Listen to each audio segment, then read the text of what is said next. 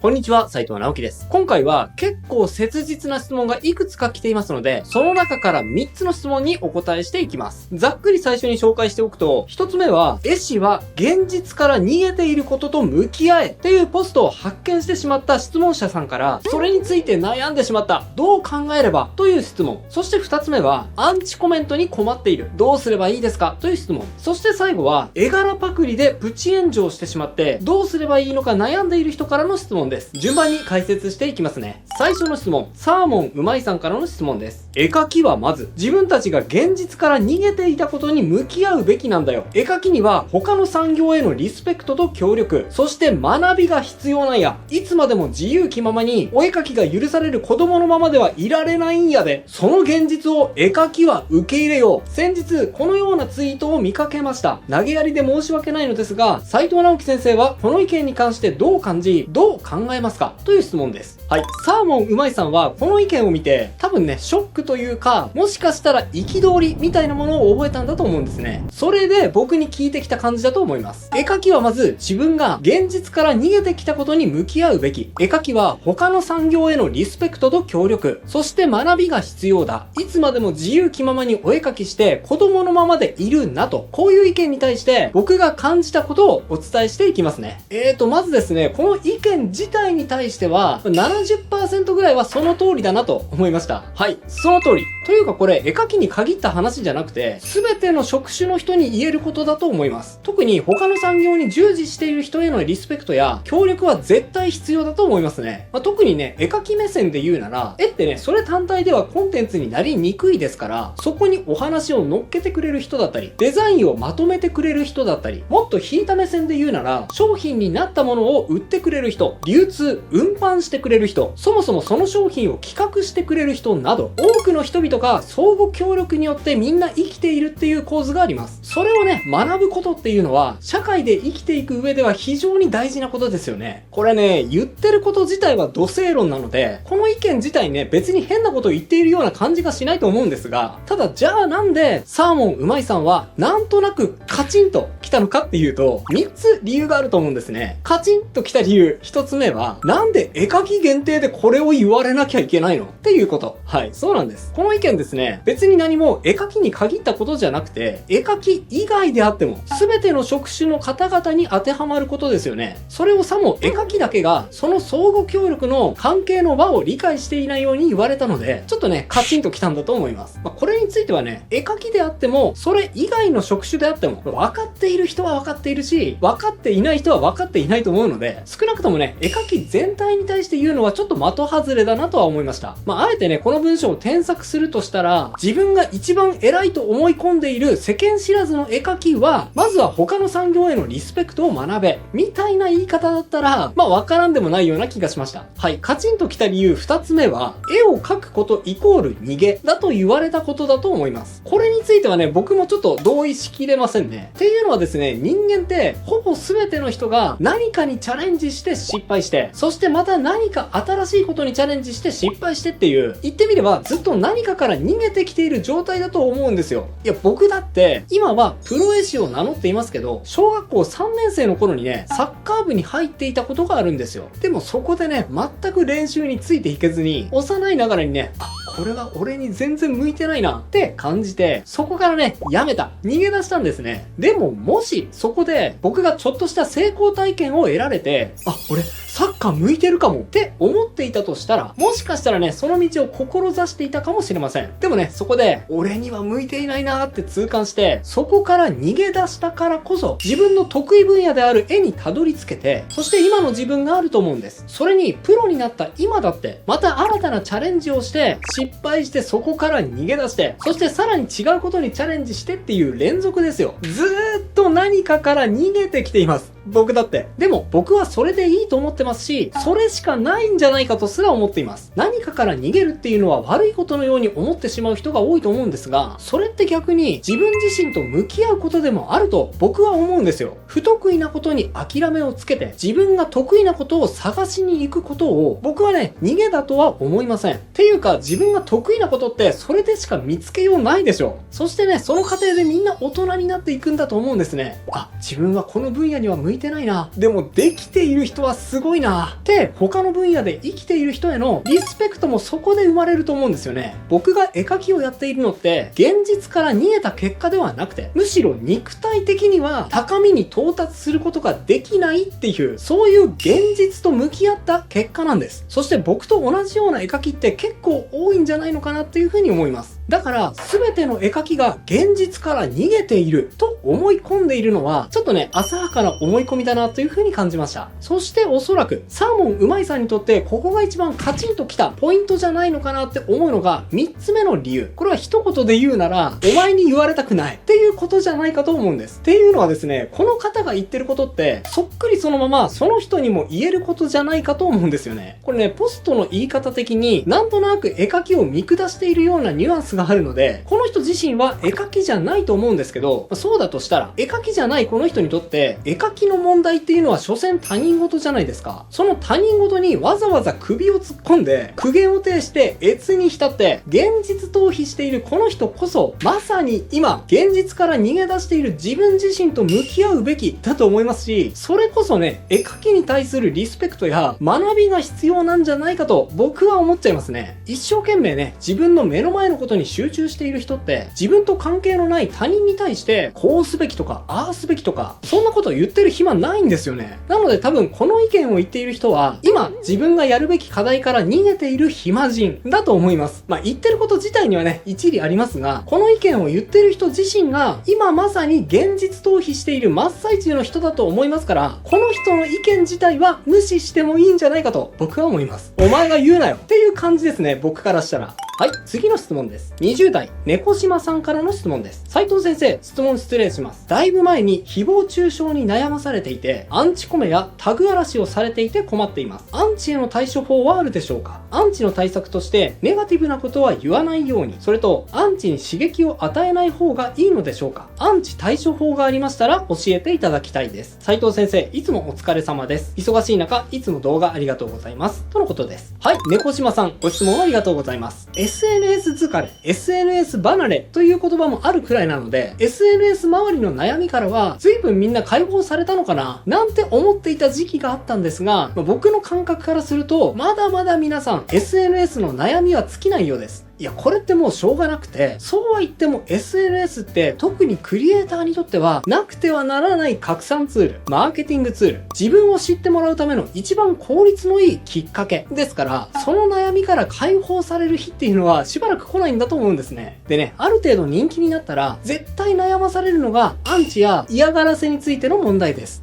これはね、もう猫島さんがおっしゃるように無視するっていうのが一番の対処法だと思います。無視するやり方についても数パターンあると思いますが、僕がおすすめするのはミュートですね。ブロックとかじゃなくてミュート承認です。これですね、自分に対して嫌がらせ行為をされたことがある人だったらわかると思うんですが、やっぱりね、実際何かムカッとすることを言われたりされたりすると、ついついね、やり返したくなっちゃうんです。これは人間の差がですよね。僕もね、それに対して何度か反論めいたことをしたことがありますが、意味ないとは言いませんが、あんまりいいことはないなというふうに思いました。理由は、アンチや嫌がらせ行為をしてくる人に対して何かね、議論をしようとしてもまともな会話にすらならないことが多いからですね。そういう人のほとんどって何が目的なのかというと、これね、反応されることこそが目的なんですよ。人気者に対して食ってかかって、そして人気者をやり込めている自分を他の人たちに見せつけて、ほら俺ってすごいでしょっていう風にあなたを利用して承認欲求を満たすことが目的なので、そこに反論してしまうとその人の目的を達成する手段を与えてしまうことになっちゃうからです。それに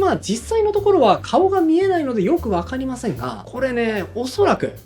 ですよ、 SNS で必要以上に噛みついてくる人ってただの酔っ払いだったりね、現実では満たされない鬱憤をどこでもいいから当たり散らそうとしている、ちょっとね、まともじゃない状態の人が多いと思うんですよ。というかね、実際はどうあれそう思っておいた方がいいです。ほとんどは会話が成り立ちませんし、そんな人を相手にするだけ時間の無駄ですから、やっぱりね、一番おすすめなのはミュートですね。相手に延々と悪態をつかれたとしてもミュートすれば、少なくともあなたの世界は平和が保たれるので、あ、この人やばいなって思ったらすぐにミュートボタンをポチッと押して、あなたの世界からその人を消してくださいね。ただ2つだけ何らかの反応をした方がいい場合、もしくは反応を返してもいい場合っていうのがあって、一応それについても解説すると、1つ目は嫌がらせが必要に続いている場合ですね。特にあなたのアカウントのフォロワー数が数百、1000、2000フォロワーぐらいの場合、あなたを利用して承認欲求を満たすには、ちょっとね、相手にとっても非効率ではありますよね。そんなあなたに対して必要以上に嫌がらせを繰り返すのは、承認欲求を満たす以外の目的が考えられます。っていうのはですね、実はアンチって意外と身の回りにいる人であることが多いらしいんですよ。実生活であなたに何らかの恨みを持っていたり、嫉妬を感じていて、他ならぬあなたを貶めることこそが目的の場合、放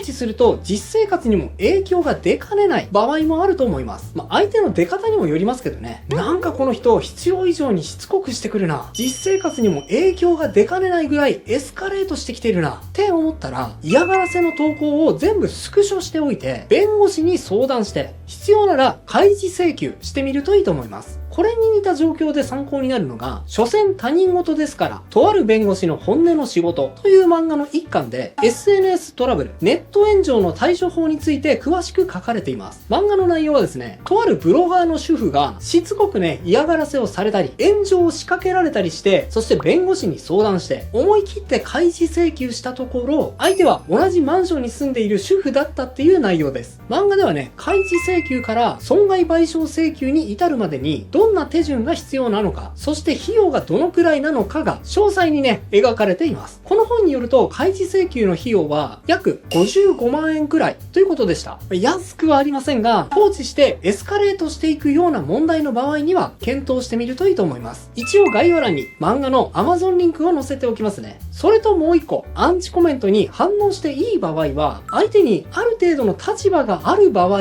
ですね。これに関してはね、あなたがどうしてもやりたかったらという前置きがあってのことですが、SNS で議論するときに、相手がどこの誰かもわからない。何かあっても赤消しして逃げてしまえばそれで終わりの場合には、真面目に取り合っても全くの時間の無駄です。でも相手がある程度身元や立場が確立されている人の場合、少なくとも相手はね、立場をかけてあなたに議論を仕掛けてきているわけですから、少なくとも逃げて終わりっていうことはないと思います。それに相手が仮に有名人の場合には、一方的に悪評をばらまかれてもちょっと困りますから、その点でも反論を返すことは、周りから見てもある程度意味があることだと思います。どんな場合においても、積極的にね、反論を返すことっておすすめではないんですが、この場合にはね、例外として、やる意味はある程度あるのかもしれませんね。はい。最後の質問です。アルパカさんからの質問。斉藤直樹さんはじめまして。今回質問をさせていただきたいのは、絵柄、表現の参考についてです。私は趣味でよく SNS にイラストを投稿しているのですが、自分が描くイラストがいつも同じようなものばかりだったので、技術を上げたいのと、普段とは違った絵柄に挑戦して、新たに自分の絵柄として取り入れたいと思い、勉強として自分が好きな絵師さんの好きな表現や絵柄などをメモして絵柄の研究をしてみようと思うといった旨の文章を投稿したらプチ炎上してしまいました。私の考えとしては、メモした部分はあくまでも参考程度にしつつ、自分の絵柄にうまく取り込めるように練習したいと思っていたのですが、こういった方法で絵柄、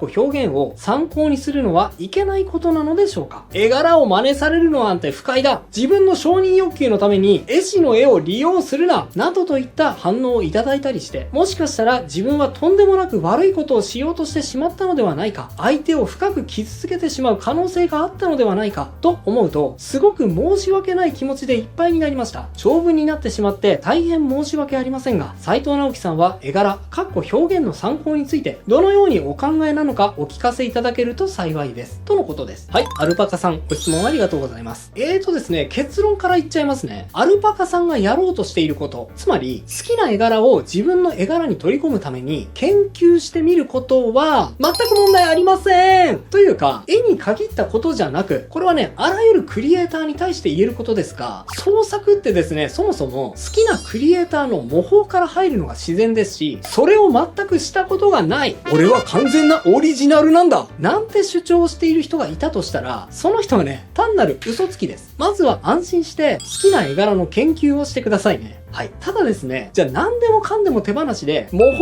OK、研究 OK、もう全部 OK ってなるのかっていうと、それはね、そうじゃないと思います。他人を模倣したり、研究させてもらうときに注意すべき点が3つあります。1つは、相手にリスペクトを持つってことです。リスペクトの表し方はね、いろいろありますが、わかりやすい例で言うと、相手へのリスペクトをちゃんと言葉に出して表明するっていうことが基本的にはわかりやすいと思います。〇〇さんの絵が超好き、すごく影響もらってますっていう風にね、素直に言葉に表したとしたら、参考にされた絵師さんも、それを見ているファンの人たちも、そんなにね、悪い気はしないと思います。ただ中には、模倣されること自体を嫌う人もいるでしょうから、もしね、自分が参考にしようとしている人が、そういう人なんだとしたら、それを考慮する必要も、あると思います。何もね、研究自体をやめる必要があるとまでは言わないですが、その研究自体を外に出さないようにするっていう配慮だったり、ちゃんと自分の表現として落とし込めたって思えるまでは発表しないという配慮も時として必要な場合もあるかもしれません。それと、模倣するのは悪いことじゃないみたいなことを言うと、真似して OK？ じゃあ、生成 AI の絵についても、全部 OK ってことなのねと、極論を持ち出す人もいるんですが、そうじゃありません。これについてもですね、半分はリスペクトの問題だと感じています。特にね、現状の生成 AI で生み出された絵については、クオリティがたとえ高くても、そしてたとえ現行法的には合法だとしても、なんだか感情的には受け入れることができないよっていう人が、これクリエイター側だけではなく、受け入れる側にもたくさんいるように感じます。これね、ある意味、クリエイターにとってはこれは救いだなというふうに感じますね。法的にはどうあれ、学習元になった絵を描いた人が結果的にないがしろにされてしまうような構図があれば、たとえ便利な技術であっても、受け取る側も手放しでは喜ぶことができないということが実際にあると思うので、そういった人間感情に寄り添った学習元に対するリスペクトを感じられるような仕組み作りが必要なんだと思います。二つ目で注意すべきなのは、パクリだと言われる覚悟はある程度必要ってことですね。今言ったようなことってクリエイターにとっては当然のことなので、絵を描くっていうのは誰かの模倣から始まって、そして徐々にオリジナリティを確立していくものだっていうのは当たり前だと分かっている人が多いですが、これね、クリエイター以外の人にとっては真似することイコール即悪いことと捉えてしまう人も多いと思うんですよ。アルパカさんは多分リスペクトを込める意味合いや安全策としてこの人の絵柄を研究させていただきますと言ったと思うんですが、それを理解してくれない人だって一定数いるってことです。あまりね、これに対して過剰に配慮する必要も萎縮する必要もないと思いますし、質問文を見る限り別にアルパカさんが変なことを言っているわけでもないと思うんですけど、でもね、アルパカさんに非がないからといって正義感からあるいは嫉妬心からアルパカさんの絵をパクリだ、他人を利用するなと言ってくる人を止められるわけではありません。そこはある程度覚悟しておく必要があると思います。それと最後、3つ目のポイントは、自分の立場と相手の立場を考える必要があるってことです。これはですね、アルパカさんの場合には違うと思いますが、自分がもし立場ある人間だったとして、で、その人が新人作家の絵柄を、こいつの絵柄をどんどんパクってやるぜみたいに相手の思いを無視してパクりまくっていたら、参考にさせていただく相手からも、見ている人からもよくは思われないと思います。年長者もね、若者から影響されながら、インプットをさらに重ねていくことは非常に大事なことなので、若者を真似しちゃダメとか言われるとおじさん的にはね、ちょっと辛いものがありますが、そこはそこでね、年長者なりの配慮が必要だと思います。それと年長者、若者っていう図式だけじゃなくて、例えば企業が個人作家の絵柄を模倣するっていう例でも過去に炎上した例がありました。いずれにしろ強い立場の人が、あるいは企業が自分よりも立場の弱い人を搾取するような図式にはならないように気を配る必要があることも最後に付け加えておきたいと思います。以上、3つの質問にお答えしてきました。今回の質問はね、クリエイター自身としては割と答えにくい部類の質問でしたが、正直に思うところを伝えてみました。いかがだったでしょうか？いやいや、自分はこう思うという意見があったらね、コメント欄に書いていただけると、たくさんの人の参考になると思いますので、僕と違う意見もね、どしどし書き込んでみてくださいね。じゃじゃん！書籍新作情報です。3ヶ月で上手くなるでおなじみのイラスト最速上達法。動画書籍ともに大変好評で、X でもも日々たくさんのチャレンジ投稿が続いております。その第2弾として、その名もイラスト最速上達法回をご用意しました。第1弾と並べてもめちゃくちゃかっこいいでしょ？最速上達法をやってみたけど行き詰まってしまった。もっと情報ちょうだいという方はもちろん、これからチャレンジしてみたい、興味はあるという方々も、こちらの書籍から入っても問題ありません。中身をちょっとチラ見せしちゃいますね。3ヶ月上達法を実践する中で、特にキャラクターイラストを描く人は多いので、キャラクターの立ち絵を描く時のコツをまとめた章や、動画でもご好評いただいた動きがあるポーズを描くためのディレクショナルフォース、アプライドフォースの考え方をまとめた章、さらに見栄えがするカラーリングや演出の方法についても分かりやすく解説。トレパクが不安な方に向けては、弁護士の先生と一緒にまとめた OK な事例、アウトな事例も必見です。そして前回のように3ヶ月上達法に取り組んだ方々の声、ビフォーアフターも大増量、10人のインタビューも掲載させていただいております。コラム水分補給タイムでは、動画では語っていない絵に取り組むための考え方もまとめてみました。本日よりブースにて販売開始、書店での販売予定はありませんので、限定部数での販売になる可能性が高いです。これね、前回は販売開始の翌日に売り切れてしまって、重版までですね、1ヶ月ほどお待たせしてしまったので、気になる方はぜひお早めにチェックをお願いします。概要欄に URL を載せておきます。それではまた次回の動画でお会いしましょう。